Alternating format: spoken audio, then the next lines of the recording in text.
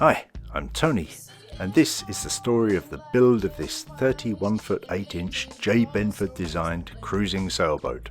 From the lofting of the lines to her emerging from the boat shed to receive her keel, masts and all the other paraphernalia that make up a cruising vessel.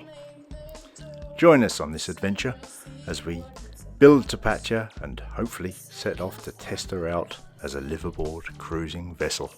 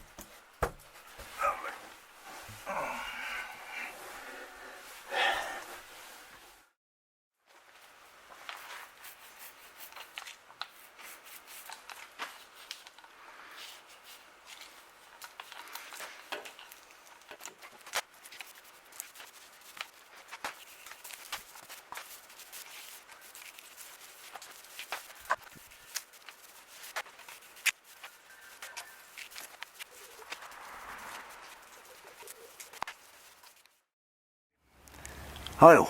Well, as you can probably tell, lovely blue sky, warm sunny day. I'm looking into the sun a little bit here. And this week, yes, this week has been largely about the VHF antenna, VHF setup. So I'm mounting the antenna on top of the mast, on the masthead fitting, running the cable down through that 1-inch square hole down through the mast. There's been a couple of little problems to overcome along the way, but just a couple of words. I've been ordering, I think last week I said I've been ordering a few things. This is one of them, the AIS sender and receiver. It's an M-Track B923. I shall open it up once I work out how to get in the box. And this is what you get for your money, a little black and orange box. But it's, I say, sender and receiver, integrated splitter. It's got GPS on it, so antenna off to the antenna, off to the VHF radio, and an external GPS aerial if you like, not necessary. NMEA 2000 or 2000 or the previous one. This is the 0183, isn't it? So that's all there. It's a nice little box, not cheap, but that will be going in. The VHF radio is ordered, but there's a bit of a delay on it. Maybe next week coming. So that is all ready to be hooked up. And as I say, this week is really concentrating on getting the antenna ready to fit to the top of the mast. And when you start looking into it, the cable is rather important, so you don't get too much attenuation in the coax cable. And there are all sorts of different cables, or a number of different types of cable available, and the one I've gone for is a low loss but small diameter, 6mm or 6.5mm, I think, diameter low loss cable. So that's what I've used, and it's now in the position of being ready to go. Now, for anyone who's not sure, AIS is a system that transmits an identification, boat speed, course, and also receives that from other boats, and all commercial boats are supposed to be equipped with AIS. So it's a really handy thing for telling who's out there on the water, their course, their speed, those sort of things. And when we were sailing previously on a very low-tech boat, normally it's fine. We didn't have any real electronics to speak of. We had a VHF radio, but the one time when things do get a little bit airy is fog, and this system I think will be really, really good for times of fog, low visibility. Night time certainly helpful, fog particularly, that would be a big thing.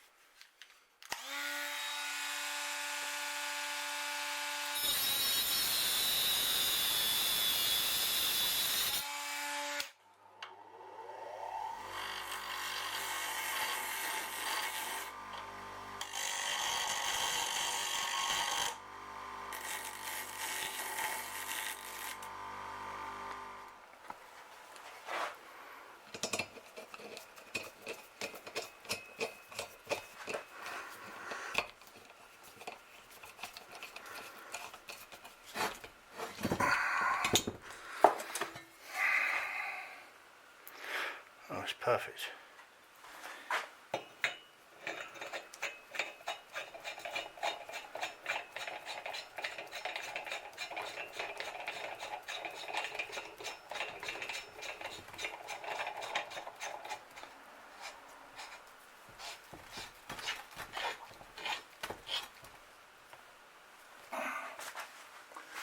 Oh, that's pretty good.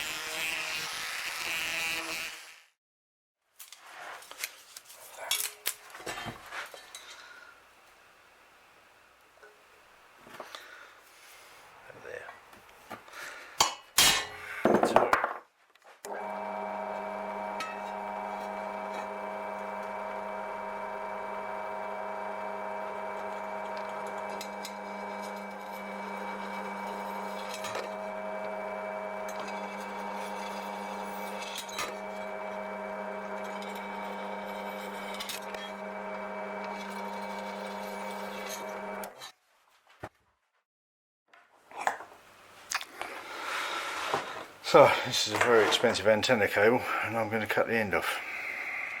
It's a bit of a silly waste, but there we go. Done. No going back from there. So I might have made a bit of a mistake here, because this antenna that I bought, despite the best of my reading, is designed to fit this very, very thin cable, and not the thicker cable, which is the cable recommended for the sort of length of run that it needs to be. So I'm going to make up a little adapter, a little short piece of this thin fitting into there that adapts up to the thicker one, and I think that should be fine. Cut plenty of length off of that to start with. So that's what we've got for the adapter. So we are supposed to take 30mm off the end of that. 30mm is 30mm off the end of that.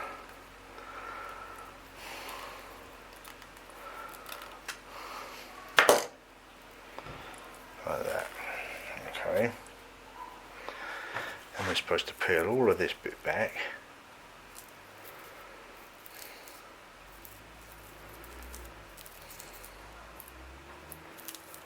Like that.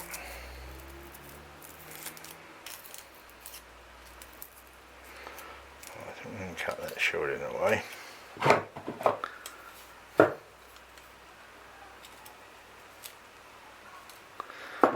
Right, and we're supposed to have 8mm of that overlapping onto there. Snip all of that lot off of there.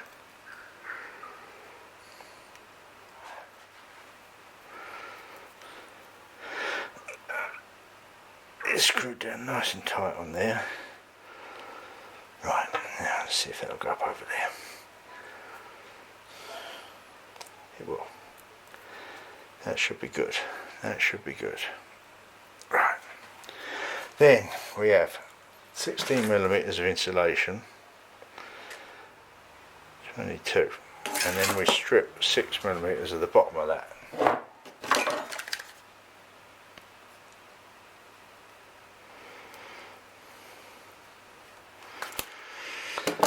bend that over like that, like that. Bend that over, and that will now screw up the bottom of this. In theory, looks hopeful, doesn't it? Okay, that looks very hopeful. And that should be good and strong. And that one obviously is going to come through there, but that wouldn't go through there, so that one's got to go on next, that's for sure. And I'm going to put that on with a bit of thread sealant, I think.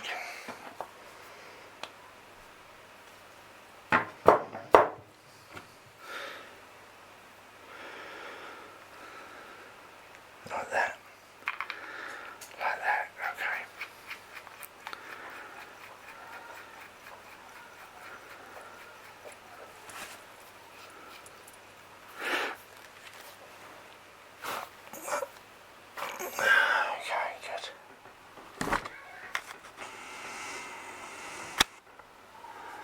What are you doing in here?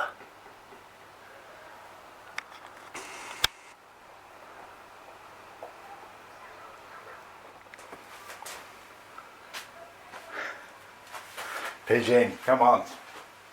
This isn't a pigeon place. Come on, come on. Out the door. Out the door. Well, that pigeon came back later that day, and this time I caught it, and on one of the rings on its legs it had a telephone number saying please call me or whatever. So we gave that a bell, and then its owners came by and collected it that evening. It apparently had got lost in one of those pigeon flying competition things, and it was in a rather poor state, the owner thought. It looked very tired out, so and he gave it a shot of vitamins down the beak when he picked it up and then drove off with it. So hopefully all's well with the poor thing.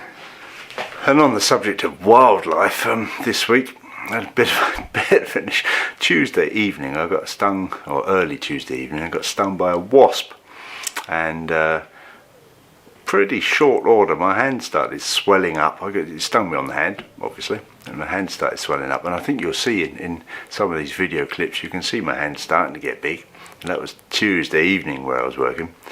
Come Wednesday the hand was pretty uncomfortable. It was quite swollen. Oh, it was swollen, itchy, hot, very hard to do much with it. And then Thursday it started to go down. I think Wednesday it was still swelling. Thursday it started to go down, and is now luckily back to a state where it's nearly normal. Still a little bit swollen, nearly normal. So if that came somewhere around, should we say there, that won't go through that hole, will it? It won't, of course not. Gonna make that hole bigger. Take it off somewhere around there. We will then see how much we need to release, how much we need to remove of this. I'll just remove some.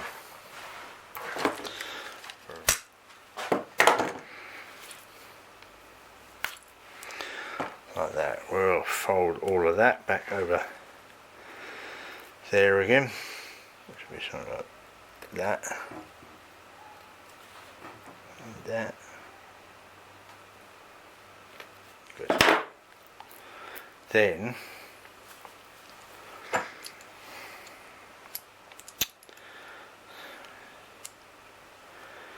if we've got anything like right, that should go onto there.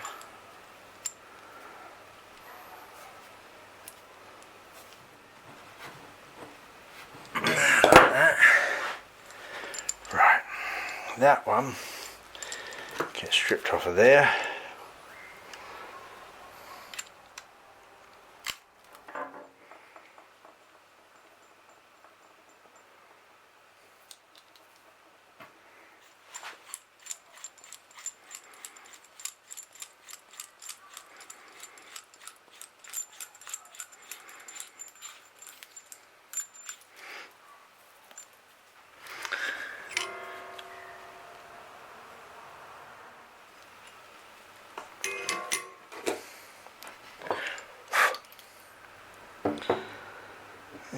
good.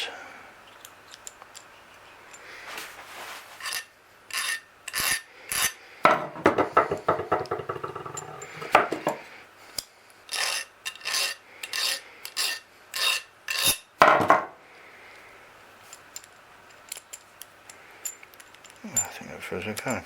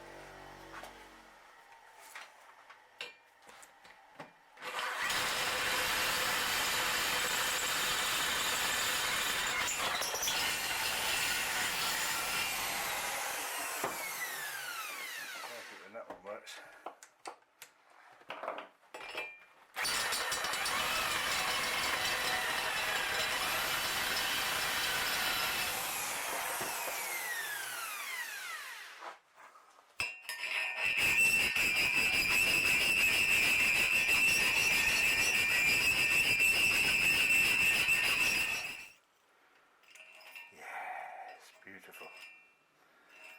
Beautiful.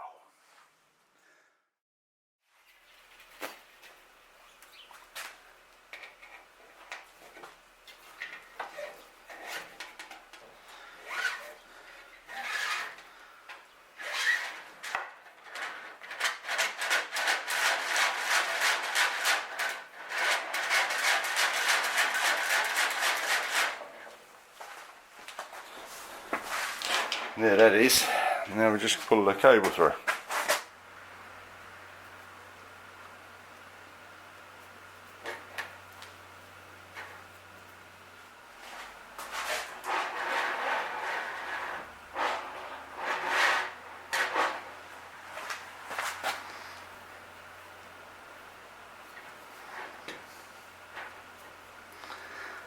Get that in there and around the corner. That would be brilliant if we could. It's going. It's going. It's going. And around the corner. I think it is around the corner, isn't it?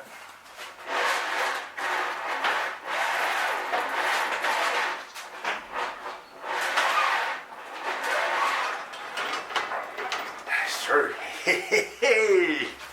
There it is. Little cable.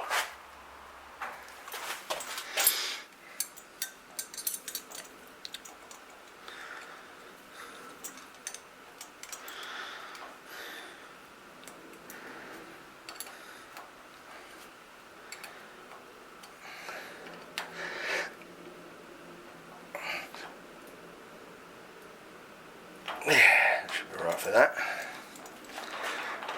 Obviously we'll want to go back a little bit in there, but not much. I think we'll pull it back though when we've got everything hooked up. That looks good.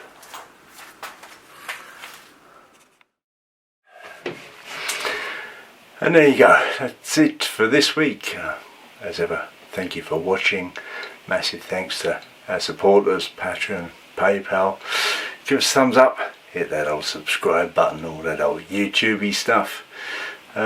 Should be starting on the second mast next week. It's really important to get on with that. There's a lot of things that are important, but second mast, rudder fittings, those are the major things, and I'm trying to do a few little jobs around the boat between times. See you then. Bye.